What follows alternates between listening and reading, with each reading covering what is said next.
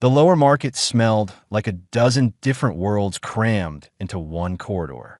David Foster pushed through the crowd, trying not to bump into the tall, blue-skinned traders or the small, furry merchants selling what looked like dried insects. Somewhere above his head, the diplomatic suites of Crossroads Haven Station gleamed with polished metal and soft lights. Down here, everything was rust and noise and desperation. He had 6 hours before the peace talks began. 6 hours before he had to sit across from the Shivari Empire's representatives and convince them that humans deserved respect in galactic politics. His assistant had suggested he stay in his rooms and review the briefing documents one more time. David had ignored that advice. You could not understand people by reading files. You had to see how they lived, that a vendor shouted at him in a language his translator chip struggled to process. David smiled and shook his head, moving past tables covered in strange fruits and mechanical parts. Children ran between the stalls, most of them human refugees from the border conflicts. The war had been over for 2 years, but thousands still had nowhere to go. David noticed the boy because he was standing completely still in the middle of the chaos. Everyone else pushed and shoved and hurried. This kid just stood there, staring at David with hollow eyes that had seen too much. He looked about 12 years old, skinny in a way that spoke of too many missed meals. His clothes were torn and dirty. His hair was matted. The boy approached slowly, hand outstretched. "Please, sir, just a few credits. I haven't eaten today." David heard the accent immediately. Pacific Northwest. Seattle, maybe, or Portland. This was a kid from Earth, thousands of light years from home. David's chest tightened. How did a human child end up begging in an alien market? "What's your name?"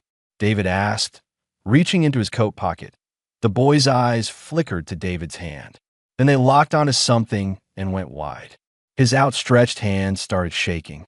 He took a step back, his mouth falling open. "Your ring," the boy whispered. His voice cracked. "Your ring. My mom had the same one." David froze. His hand was still in his coat, but his right hand was visible, and on his fourth finger sat a silver ring with a small blue stone surrounded by Celtic knotwork. He had worn it every day for 20 years. It had been made by a jeweler in Dublin, custom designed. Only 2 had ever been created. David wore one. His sister Rachel had worn the other. Rachel, who had been dead for 15 years, David pulled his hand slowly from his coat. He stared at the boy, really looked at him. Brown hair like Rachel's. A stubborn chin like Rachel's. And those eyes, that particular shade of green that ran in their family. "Where did your mother get her ring?" David's voice came out rough. The boy was breathing fast now, looking like he might run. I shouldn't have said anything. I'm sorry. Please, just forget it." David moved without thinking, gently catching the boy's arm. "Wait, please. I'm not going to hurt you. That ring, it belonged to my sister. She died a long time ago. If your mother had one like it, I need to know how." The boy searched David's face. Whatever he saw, there made something shift in his expression. "You look like her," he said quietly. "Around the eyes. She had pictures. Old ones from before." "Before what?" David's heart was hammering now. "Before everything went bad. Before we had to run." The boy swallowed hard. "My name is Liam. My mom was Rachel Foster. She died 3 years ago on this station." The market noise faded to a distant roar. David could not hear anything except the blood rushing in his ears. Rachel Foster, his sister, the brilliant xenobiologist who had volunteered for a deep space exploration mission and never come back. The woman they had held a funeral for, even though they never found her body. The person David had grieved for 15 years. "That's impossible," David said, but his voice had no strength behind it. "Her ship was lost. Everyone aboard died. They searched for months." Liam's eyes filled with tears. "She told me about the ship. She said it got attacked. She said she got taken. She never told me everything, but she was scared all the time. We moved every few months. She always looked over her shoulder. And she made me promise if anything happened to her, I had to hide. I had to never tell anyone who I really was." David's mind raced through impossibilities. If Rachel had survived, why had she never contacted Earth? Never sent a message? Never come home? "Do you have proof?" David asked. Anything that proves she was your mother? Liam reached under his shirt and pulled out a chain. Hanging from it was a ring identical to the one David wore. Same silver, same blue stone, same Celtic knots. David's knees went weak. He reached out and touched the ring with trembling fingers. He knew that ring. He had watched the jeweler make both of them 25 years ago for his sister's 20th birthday. He had teased her about getting matching rings like they were married to each other instead of just siblings. "I have pictures too," Liam said, "on a data chip. She gave it to me before she died. She said if I ever met someone from Earth I could trust, someone official, I should show them. She said to tell them." He stopped, struggling with the words. "She said to tell them the Shivari breeding program cannot be exposed." The world tilted. David grabbed the edge of a nearby table to steady himself. Breeding program. Shivari. His sister. This boy. He looked at Liam again. Really looked. The boy was human, clearly. But there was something else. The way his eyes caught the light, almost reflective. The slight pattern to his skin that could have been dust, but might have been scales. "We need to go somewhere private," David said. His diplomat training kicked in, overriding the shock. "Right now? Can you take me to where you're staying?" Liam hesitated. "I don't really stay anywhere. I move around. Then you're coming with me. To my quarters. We need to talk, and we need to do it away from all these people." David looked around the market, suddenly seeing threats everywhere. If what Liam said was true, if there was some secret involving the Shivari, then the boy was in danger. "Do you trust me?" Liam studied him for a long moment. Then he nodded slowly. "You have her eyes, and you're wearing the ring." She said family wears the ring. Family. This boy was his nephew. HFY. David had family he never knew existed, standing in front of him in rags, alone in the universe. "Come on," David said gently. "Let's get you somewhere safe. Then you can tell me everything." Security barely glanced at David as he entered the diplomatic section with Liam at his side. They were used to ambassadors bringing guests through. David kept his expression neutral, professional, while his insides churned with questions and impossible hope. The doors to his quarters hissed shut behind them. Liam stood in the entrance, eyes wide, looking at the clean white walls and soft furniture like he had stepped into a dream. David watched the boy touch the back of a chair carefully, as if it might disappear. "When did you last eat?" David asked. Liam shrugged. "Yesterday morning. Maybe. I found some bread someone threw away." David's jaw clenched. His nephew had been eating garbage while David lived in luxury. He ordered food from the room's computer, enough for 3 people. When it arrived minutes later, Liam stared at the tray like he did not believe it was real. "Eat," David said gently. "We can talk after." He watched Liam try to eat slowly, try to have manners, but hunger won. The boy devoured everything, then looked embarrassed. David ordered more. This time Liam ate slower, his body starting to believe food might keep coming. While Liam ate, David pulled up his personal files on his tablet. He found what he was looking for quickly. A photo from 20 years ago. Rachel at 18, laughing at a family gathering. Their mother had taken the picture the day before Rachel left for university. David turned the tablet toward Liam. "Is this her?" Liam's hand froze halfway to his mouth.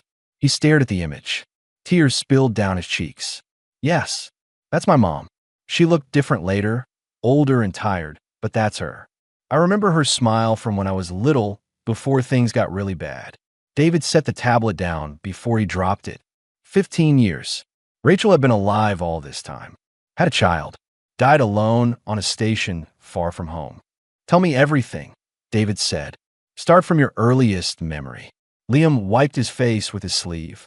"I remember living on a ship when I was maybe 4 or 5. Just me and Mom. She worked doing repairs, cleaning, anything people would pay for under the table. She never used her real name. We moved constantly.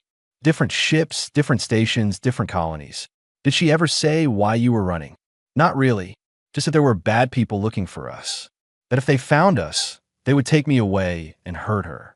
She taught me to hide, to lie about my age and where I came from, to never trust officials." Liam looked at David. "But she also told me that most humans were good. That if she died and I met the right person, someone I could really trust, I should tell the truth." "What truth?" David leaned forward. Liam reached into his pocket and pulled out a small data chip. She gave me this a week before she died. Made me memorize a passcode. She said it had pictures and documents that proved what happened to her. She said I should only show it to someone who could actually do something about it.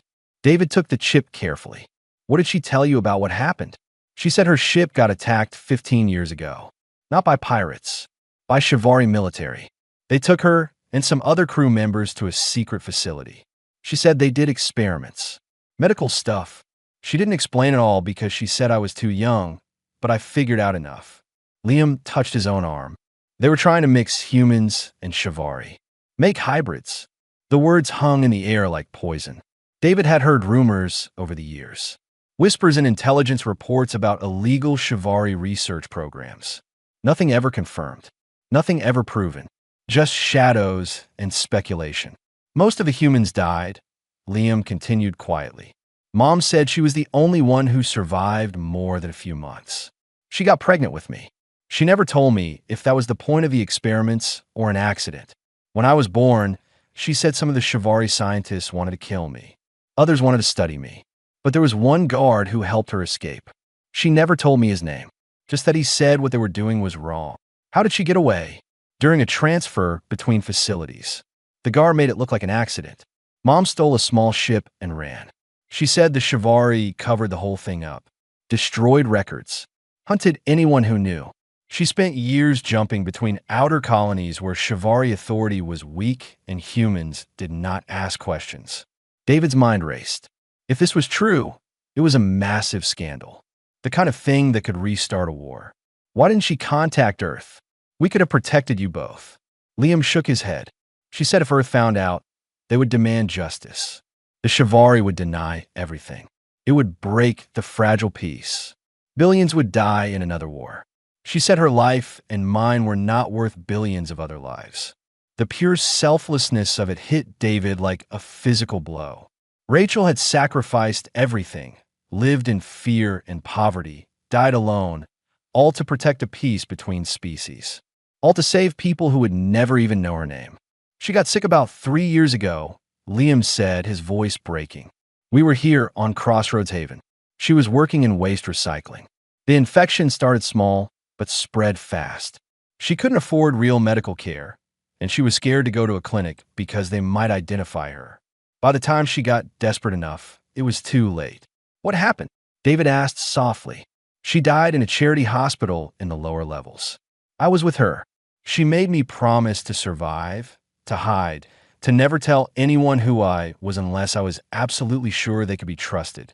She said the ring would help me know. She said anyone wearing the matching ring was family, and family protects family. Liam looked at David's hand. That's why I spoke to you. I saw the ring, and I thought maybe, just maybe, you were the person she told me to find.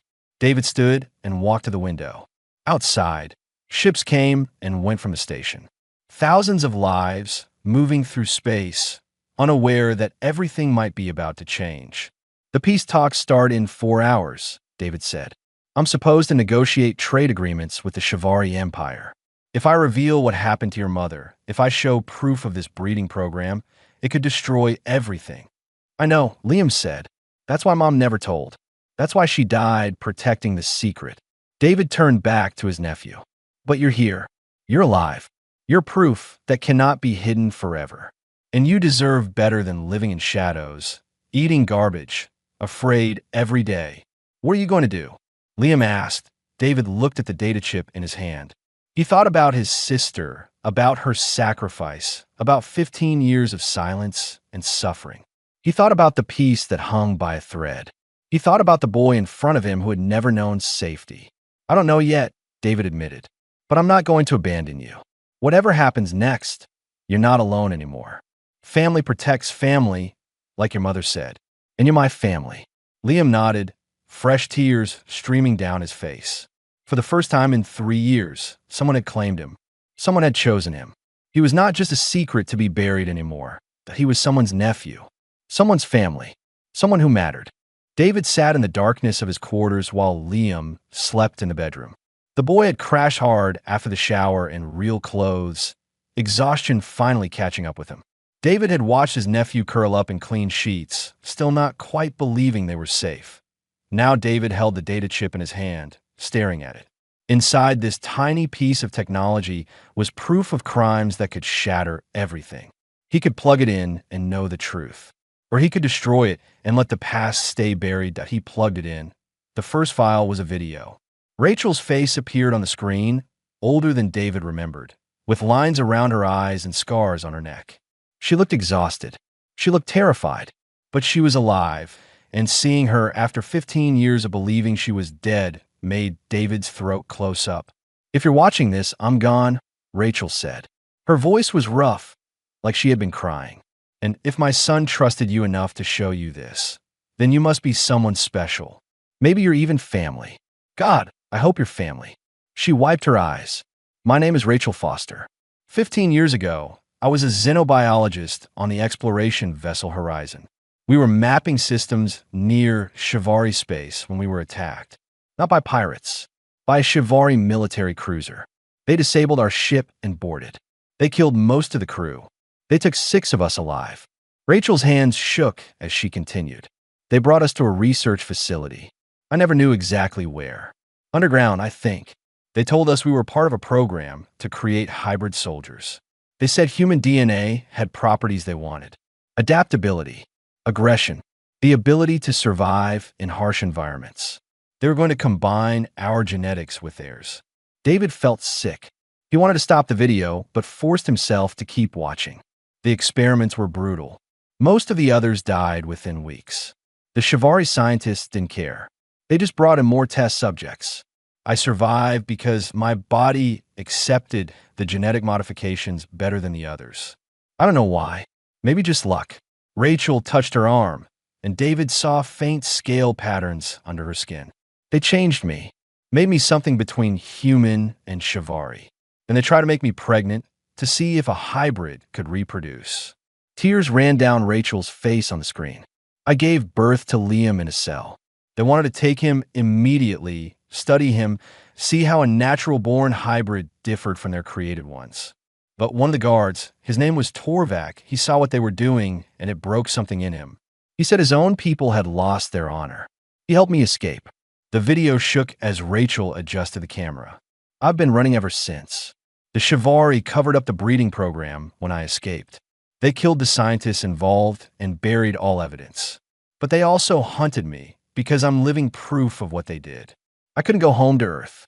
If I revealed the truth, it would start another war. Humans would demand justice. The Shivari would deny everything. Millions would die." Rachel leaned closer to the camera. "So I'm telling you this now, whoever you are, because you need to understand the choice I made. I chose peace over justice. I chose billions of lives over my own. I chose silence over revenge. And I need you to promise me something." Her eyes were fierce now, determined. "Protect my son. He didn't ask to be born into this nightmare. He's innocent. He's beautiful. He's the best thing I ever did, even in the worst circumstances. Keep him safe. Give him a life I couldn't. And please, please, don't let my sacrifice be for nothing. Don't restart the war." The video ended. David sat in silence, his face wet with tears. More files waited on the chip. Medical records showing the experiments. Documents in Shivari script that David's translator rendered into horrifying clinical descriptions of procedures. Photos of the facility, of other prisoners, of Rachel in a cell holding a newborn baby with eyes that reflected light like reptile eyes. The evidence was overwhelming. Undeniable. David could take this to the Terran Coalition leaders and watch the galaxy burn with outrage. Or he could honor his sister's sacrifice and stay silent. That he checked the time. 2 hours until the peace talks. He needed to decide that a sound made him look up. Liam stood in the doorway, wearing the oversized sleep clothes David had given him. "You watched it?" "Yes," David said. "What are you going to do?" David looked at his nephew. Really looked. In good light, the subtle differences were visible. The slight reflective quality to his eyes. The faint pattern under his skin that looked like scales. The way his fingers were just a bit too long. Liam was human, clearly, but he was also something else. Living proof of crimes that demanded justice. "Your mother asked me to protect you. David said. That's my first priority. Everything else comes second. Even the peace talks, even those. David stood and walked to Liam. He put his hands on the boy's shoulders. You matter more than politics, more than treaties. You're my nephew, your family, and humans protect their family above everything else. Liam's eyes filled with tears. But Mom said billions of lives matter more than us. Your mother was a hero, David said gently. She made an impossible choice and lived with it for 15 years. But she also told you to find someone you could trust, someone who could do something about this. She wouldn't have kept this evidence if she wanted it buried forever. She wanted you to have options. She wanted you to have a choice. What choice? Liam asked. David thought about the peace talks, about the Chivalry delegation waiting in their own quarters, about High Commander Velrus, the chief negotiator, about the fragile trust between species, and then he thought about something his sister had said in the video. The guard who helped her escape, Torvak, a Chivalry who saw the breeding program and called it dishonorable, a Chivalry who risked everything to save a human woman and her hybrid child. Not all Chivalry were evil, just like not all humans were good. There were individuals in every species who valued honor over loyalty, justice over convenience, compassion over cruelty. I think, David said slowly, there might be a third option. Not silence and not war. Something in between. What? Trust, David said. Your mother trusted one Chivalry enough to escape with his help. Maybe we can find another Chivalry we can trust. Someone in their current leadership who values truth and honor.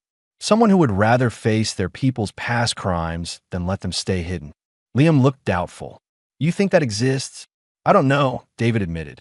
But I'm a diplomat. Finding common ground between enemies is literally my job.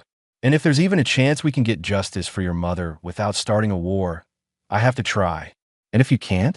If they deny everything and try to hurt us? David pulled his nephew into a hug. Then I'll get you somewhere safe and let the galaxy know the truth. But I'll try the peaceful way first. For your mother.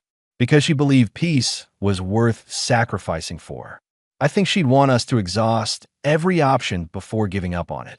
Liam hugged him back, this boy who had survived alone for 3 years, who carried secrets that could topple governments, who just wanted to be safe. Okay, Liam whispered. I trust you. Those 3 words carried more weight than any treaty. David had spent his career building trust between strangers. Now his own nephew trusted him with everything. He couldn't fail this. He wouldn't. Get some more sleep, David said. I need to prepare. The talk starts soon, and I need to figure out how to approach this without getting us both killed. Liam nodded and went back to the bedroom. David turned to his computer and began researching High Commander Velrus. If he was going to bet everything on finding honor among his enemies, he needed to know exactly who he was dealing with. The negotiation chamber was designed to impress. Curved walls displayed images of peaceful planets. Soft lighting reduced shadows. The round table meant no one sat at a position of power. Everything carefully crafted to encourage cooperation. David sat across from High Commander Velrus and felt like he was staring at the face of his sister's nightmares. Velrus was old for a Chivalry, his scales faded to a pale gray, his eyes sharp and calculating. He wore simple military dress without excessive decoration. 2 junior officers flanked him, taking notes on tablets. Ambassador Foster, Velrus said in perfect English, his translator hardly necessary. I am pleased we can finally meet. Your reputation as a fair negotiator precedes you. David forced a smile. Commander Velrus, thank you for agreeing to these talks. I believe both our peoples are ready for genuine peace. The words tasted like ash. He was sitting here, making polite conversation with representatives of the species that had tortured his sister, stolen 15 years of her life, and created his nephew in a laboratory like an experiment. But he was also sitting here because one Chivalry, one guard named Torvak, had risked everything to help Rachel escape. That had to mean something. The talks began with trade negotiations, shipping routes through contested space, tariffs on goods, exchange rates for currencies, all the boring details that actually built peace between former enemies. David participated, made counteroffers, found compromised positions. And all the while, he studied Velrus. The old Shivari was smart. More than that, he was careful. He never made promises he couldn't keep. He acknowledged when human concerns were valid. He conceded points where the Shivari position was weak. This was not a warmonger or a fanatic. This was a professional who wanted results. During a break, one of the junior officers approached David. The young Shivari's name tag read Krell. He was nervous, his scales rippling with colors that David's cultural briefings said indicated anxiety. "Ambassador Foster," Krell said quietly. "Might I speak with you privately for a moment?" David followed him to a corner of the room, away from the others. Krell glanced around, making sure no one was listening. "I'm aware you have recently taken in a young human ward," Krell said carefully. "A boy from the lower markets." David's blood went cold. They knew. Of course they knew. The Shivari intelligence network was extensive. "Is that a problem?" "That depends," Krell said. His eyes met David's directly. "Some secrets are kept for good reason, Ambassador. Opening old wounds helps no one. The past is dead. It should stay buried." "Is that a threat?" David asked quietly. "It is advice," Krell said, "from someone who wants these peace talks to succeed.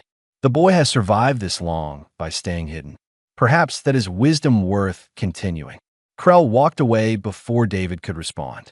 The message was clear. The Shivari knew about Liam. They knew what he represented, and they were warning David to stay silent. David returned to his seat feeling like he was walking on a knife's edge. If the Shivari felt threatened, they might act against Liam. But if David stayed silent now, his nephew would live in fear forever. The talks resumed. More trade discussions.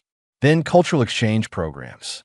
The Shivari proposed student exchanges, human universities hosting Shivari scholars, and vice versa. Velrus spoke passionately about building understanding between their peoples. "We were enemies for too long," Velrus said. "Both sides committed acts in wartime that we now regret. The path forward requires acknowledging our shared pain and choosing to move beyond it." The words gave David an opening. A small one. "I agree completely, Commander," David said. "True peace requires honesty about the past, both the good and the bad. Hidden uns festa. Only by bringing everything into the light can we truly heal." Velrus studied him. "An interesting philosophy, Ambassador. Do you believe all truths should be revealed, regardless of the consequences?" "I believe that justice delayed is justice denied," David said carefully. "And I believe victims deserve acknowledgement, even years later." The temperature in the room seemed to drop. The junior officers shifted uncomfortably. Krell's scales flashed warning colors, but Velrus just nodded slowly. "Would you join me for a private discussion, Ambassador? Perhaps we should speak frankly away from our staffs." David's heart raced. This was either an opportunity or a trap. "Of course, Commander." They moved to a smaller side chamber. Just the two of them. No witnesses. No records. Velrus stood at the window, looking out at the stars. "You know," the old Shivari said quietly. "Don't you? No point in lying now." "Yes." "About the breeding program. About what was done to your people. About the boy." Velrus turned to face him. "I assume you have proof. Evidence that could restart the war we both worked so hard to end." David's hand moved unconsciously toward his pocket where he had copied some of Rachel's files. "Edo. Then why are you here negotiating instead of broadcasting that proof to every news network in the galaxy?" "Because," David said, choosing his words with extreme care, "the woman who suffered through that program spent 15 years protecting the peace. She chose silence over revenge. She died keeping that secret. And before I disrespect her sacrifice, I wanted to look the Shivari leadership in the eye and see if there was another way." Velrus was quiet for a long moment. Then he did something David didn't expect. He sat down heavily, suddenly looking every one of his years. "I wondered if this day would come," Velrus said. "I have been High Commander for 6 years. When I took this position, I ordered a complete audit of all classified military programs. I wanted to know every secret the previous administration had buried.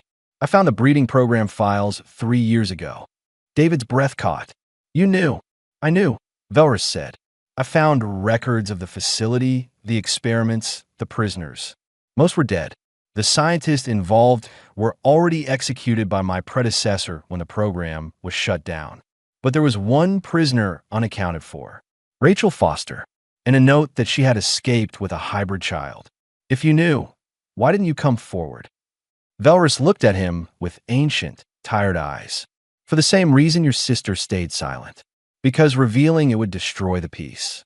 Because my people would deny it ever happened and accuse humans of fabricating evidence. Because extremists on both sides would use it as an excuse to restart the war. Because billions would die to avenge crimes already punished. Crimes already punished.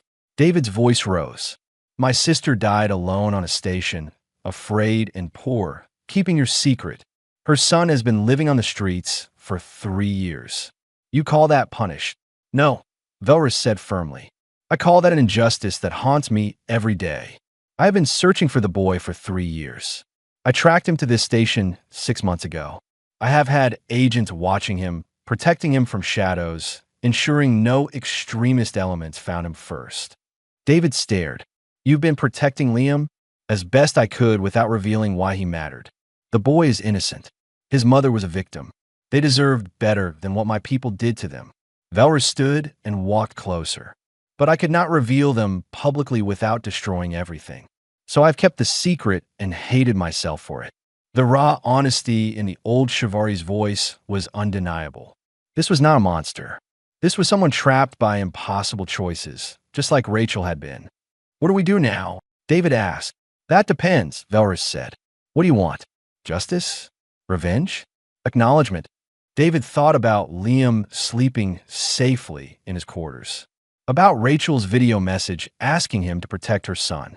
About the guard Torvak who had saved them both. I want my nephew to be safe, David said. I want him to live in daylight, not shadows. I want him to know his mother was a hero, not a secret to be ashamed of. And I want the people responsible for what happened to her to face consequences. The people directly responsible are dead, Velrus said.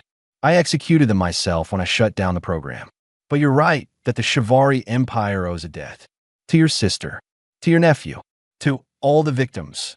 Can you pay that debt without starting a war? David asked. Velrus looked at him for a long moment. Perhaps, if we are both willing to take a risk. If we are both willing to trust each other when our peoples do not. What kind of risk? The old Shivari scales shifted to colors David's briefing said indicated determination. The kind that requires courage. Come, ambassador. Let us see if 2 old soldiers can build something better than our predecessors gave us. They met in David's quarters that evening. Velrus arrived with only Krell, leaving his other staff behind. David had Liam wait in the bedroom, but the boy had insisted on being nearby. He deserved to be part of decisions about his own life. Velrus stood in the middle of the human quarters, looking oddly out of place among the soft furniture and warm colors. His scales were set to neutral tones, a sign of peaceful intent in Shivari body language. Before we begin, Velrus said, I would like to meet the boy. If he is willing. David went to the bedroom door and knocked softly. Liam? The commander wants to meet you. Liam emerged slowly, staying close to David's side. He looked small and fragile next to the tall Shivari, but his eyes were steady. This boy had survived too much to be afraid now. Velrus studied Liam for a long moment. Then he did something that made even Krell gasp. He lowered himself to one knee, bringing his eyes level with the boy's. Liam Foster, Velrus said formally. I am High Commander Velrus of the Shivari Empire. On behalf of my people, I offer you profound apology. What was done to your mother was criminal. What you have suffered because of it is unjust. I cannot undo the past, but I can acknowledge the debt we owe you. Liam stared at the kneeling commander. You're apologizing? To me? Yes. You are innocent. You are also proof of my people's dishonor. Both things are true. Velrus remained kneeling. Your mother was brave. The guard who helped her, Torvak, was my friend. He was executed when they discovered his role in your escape. He died believing he had done the right thing. I have spent years wishing I had been as brave as him. You knew Torvak? Liam's voice shook. He served under my command before I became High Commander. He was a good soldier and a better person. When I found the breeding program files, I found his confession as well. He wrote that saving your mother was the most honorable thing he had ever done, that you deserved a chance at life. Velrus's scales flickered with colors that looked like grief. He asked that if you were ever found, someone should tell you that he was sorry he could not do more. Tears ran down Liam's face. For 3 years, he had known about Torvak only as a name his mother spoke with gratitude. Now he learned that the Shivari who saved them had died for it, and had thought of Liam even in death. "Thank you," Liam whispered, "for telling me."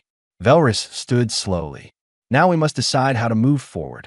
I have a proposal, but it is risky. If it fails, it could destroy the peace. If it succeeds, it might give us something stronger than peace. It might give us justice." They sat, an unlikely group gathered around a table. David, Liam, Velrus, and Krell.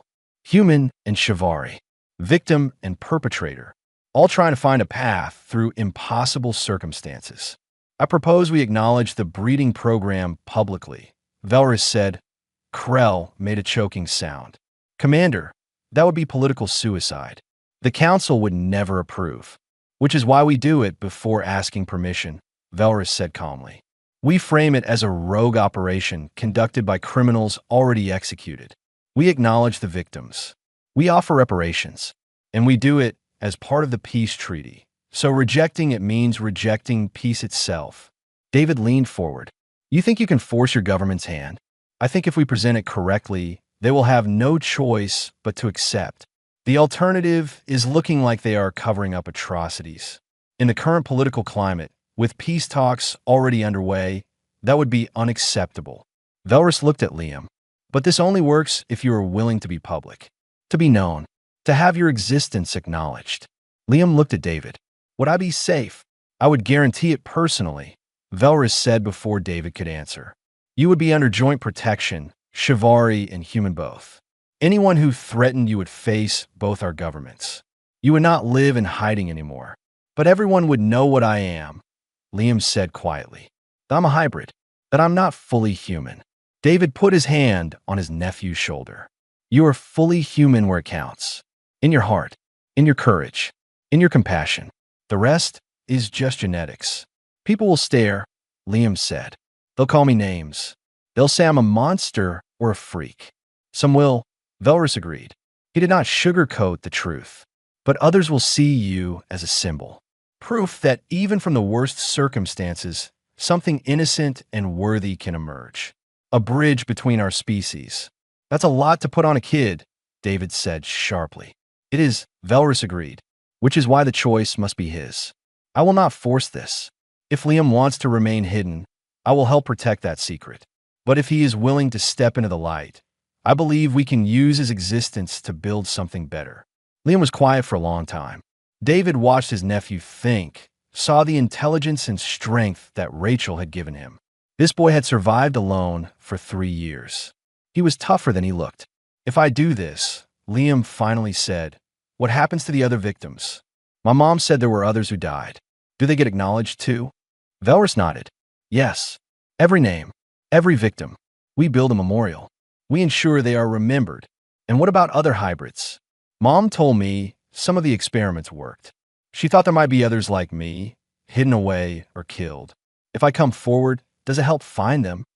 The question clearly surprised Velrus. I do not know if others survived. The records were incomplete. But if they exist, acknowledging the program would make it safer for them to come forward. "Yes." Liam looked at David. "What do you think I should do?" David wanted to tell him to stay hidden, to be safe, to be a normal kid. But Liam had never been normal and never would be. And he deserved to make his own choice. "I think," David said carefully, "your mother spent 15 years protecting you by hiding. Maybe now it's time to protect others by being visible. But it's your choice, Liam. I'll support whatever you decide." Liam touched the ring around his neck, his mother's ring. He was quiet for another moment, then straightened his shoulders. "Okay," he said. "Let's do it. Let's tell the truth." Velrus's scales shifted to colors that David's briefing said indicated deep respect. "You are your mother's son, brave beyond your years. So how do we do this?" David asked. Velrus pulled out a tablet. We draft an addendum to the peace treaty, a section on historical acknowledgement and reparations. We include the breeding program, frame it correctly, and present it as a joint human-chivalry effort to face the past honestly. We make it public before either government can stop us. That's insane, Krell said. You'll both be removed from your positions. Perhaps, Velrus said, but it will be done. The truth will be out. And neither government will want to look like they are hiding atrocities, so they will accept it. David smiled grimly. Political blackmail through radical transparency. I like it. It is not without risk, Velrus warned. There are extremists on both sides who will be angry. Some will target us. Some will target Liam. We must be prepared for backlash.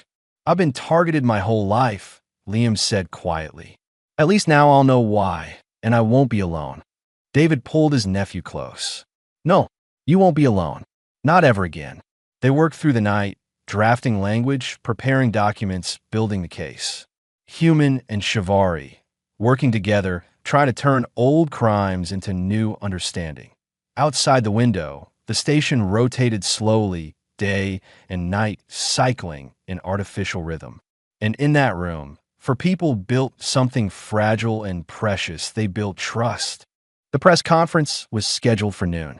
David stood backstage with Liam, adjusting his nephew's collar for the third time. The boy looked terrified but determined.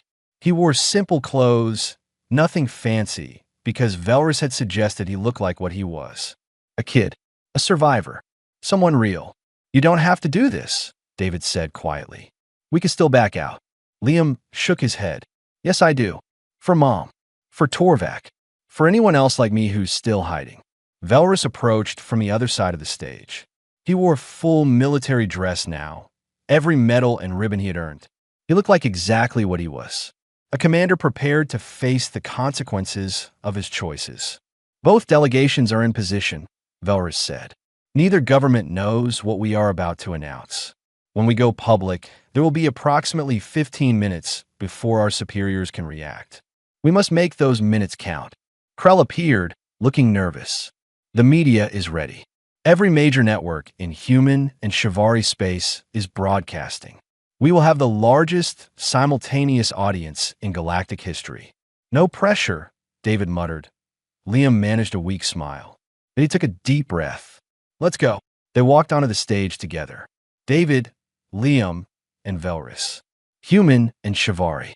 The cameras focused on them immediately. Thousands of reporters fell silent. Sensing this was something unusual, David stepped to the podium first. Good afternoon. I am Ambassador David Foster of the Terran Coalition. Beside me is High Commander Velrus of the Chivalry Empire.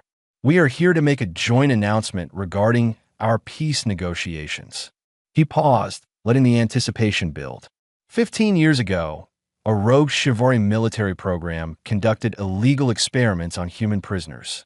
The program was designed to create hybrid soldiers by combining human and chivalry genetics. Most of the prisoners died. The scientists responsible were later executed when the program was discovered and shut down. Gasps rippled through the press corps. Cameras flashed. Reporters started shouting questions. David held up his hand for silence. One prisoner escaped with help from a chivalry guard who found the program dishonorable. That prisoner was my sister, Rachel Foster. She was pregnant with a hybrid child. She spent 15 years hiding to protect both her son and the fragile peace between our species. She died 3 years ago, alone and afraid, having sacrificed everything to prevent another war. David gestured to Liam. This is her son, my nephew, Liam Foster. He is living proof of crimes that were committed. He is also proof that individuals in both our species can choose honor over loyalty and compassion over cruelty. Velrus stepped forward. The Chivalry Empire acknowledges this program existed. We acknowledge the suffering it caused. We acknowledge our debt to the victims and their families. As part of our peace treaty, we are establishing a joint commission to locate any other survivors and provide them protection and reparations. We are building a memorial to all victims. And we are ensuring this never happens again through strict oversight and accountability. The reporters erupted with questions. David ignored them and looked directly into the cameras. My sister chose silence to protect peace. But she also kept evidence because she wanted the truth known when the time was right. Today, working with Commander Velrus, we are honoring both her sacrifice and her desire for justice. We are proving that peace does not require forgetting the past. It requires acknowledging it honestly and choosing to move forward together. Liam stepped to the microphone. His voice shook but carried clearly. My mom was a hero. She protected me and protected billions of others by staying quiet. The Shivari guard who saved us, Torvak, he was a hero too. He died for doing the right thing. I'm here because they were brave. And I'm here to say that being part human and part Shivari doesn't make me a monster. It makes me proof that our species can create something new together. Something better. The boy's simple words cut through the complexity and politics. This was not a diplomatic incident. This was a child whose mother had died protecting peace. This was innocence born from atrocity. David saw it happening in real time. The initial shock in the reporters' faces shifting to sympathy, to understanding. Liam was not a political problem. He was a kid who deserved better. The questions came rapid fire. David and Velrus answered honestly. Yes, the program was real. Yes, it was illegal. Yes, those responsible were punished. Yes, they should have revealed it sooner. Yes, they understood there would be anger and calls for further investigation. Through it all, Liam stood between them, a living bridge between species. A reminder that even the worst crimes could not erase individual dignity and worth. 3 hours later, the initial fury had passed. Both the Terran Coalition and the Shivari Empire released official statements. Neither could deny what had been acknowledged publicly. Neither could reject the peace treaty without appearing to hide further crimes. They accepted the addendum, the commission, the memorial, all of it. Political analysts call it the most audacious diplomatic move in generations. Some called David and Velrus heroes. Others called them traitors to their respective species. But everyone agreed the peace treaty was now stronger because it was built on truth instead of convenient silence. David sat at his quarters that night with Liam, watching the news coverage. The boy was exhausted, but at peace. He had carried his mother's secret for 3 years. Now he was free of it. What happens now? Liam asked. Now we go home, David said. To Earth. You'll meet your grandmother, your cousins, everyone who thought you didn't exist. You'll see your mother's homeworld. You'll have a real life. Will people treat me different? Because of what I am. David considered lying, but Liam deserved honesty. Some will, but others will see past the genetics to who you really are. A brave kid who survived impossible circumstances. A person who chose to help others even when it was scary. Someone worth knowing. Liam touched his mother's ring. She would like this. The peace, I mean. She wanted it so badly. She got it, David said. Because of her sacrifice and because of your courage to step into the light. You finished what she started. A message appeared on David's tablet. From Velrus. It was short. The boy asked about other hybrids. We found one. A girl, age 7, living in a shelter on the Shivari homeworld. She's being brought to safety. There may be more. Liam's choice to be public has already saved a life. David showed Liam the message. The boy's eyes filled with tears. Someone like me, someone exactly like you, who will now have a chance at a real life because you were brave. Liam smiled through his tears. It was the first real smile David had seen from him. Not the careful mask of a street kid, but genuine joy. The smile of a child who realized he mattered, that his existence had meaning beyond being a secret to bury. Over the following months, the memorial was built. A beautiful structure on Crossroads Haven Station, naming every victim of the breeding program. Rachel Foster's name was first on the list. Torvak's name was there too, honored as the guard who chose conscience over orders. Liam attended the dedication ceremony. He placed flowers at his mother's name and stood in silence. David stood beside him, one hand on his nephew's shoulder. Velrus stood on Liam's other side, a Shivari commander honoring human victims and his own disgraced friend. The image of the three of them standing together was broadcast across the galaxy. Human and Shivari and hybrid. Past and present and future. Pain acknowledged and healing begun. That night, back on Earth, Liam sat in David's home looking at pictures of Rachel from before everything went wrong. His grandmother told him stories about his mother as a girl. His cousins treated him like family, not a curiosity. "Uncle David," Liam asked before bed, "do you think Mom will be proud of me?" David knelt down to his nephew's level. "I think your mother sacrificed everything to give you a chance at life. I think she spent her last years making you strong enough to survive alone. And I think seeing you not just survive, but thrive, seeing you use your existence to help others, would make her prouder than anything in the world." Liam hugged him tight. This boy who had begged in markets and slept in corridors and carried impossible secrets was finally home. Finally safe. Finally allowed to just be a kid. Later, David stood in his study, looking at the twin rings. His own and Rachel's, which Liam had given to him for safekeeping. 2 rings, made together, separated for 15 years, finally reunited like family. Like the bond between species. Like peace built on truth instead of silence. The rings caught the light, blue stones gleaming.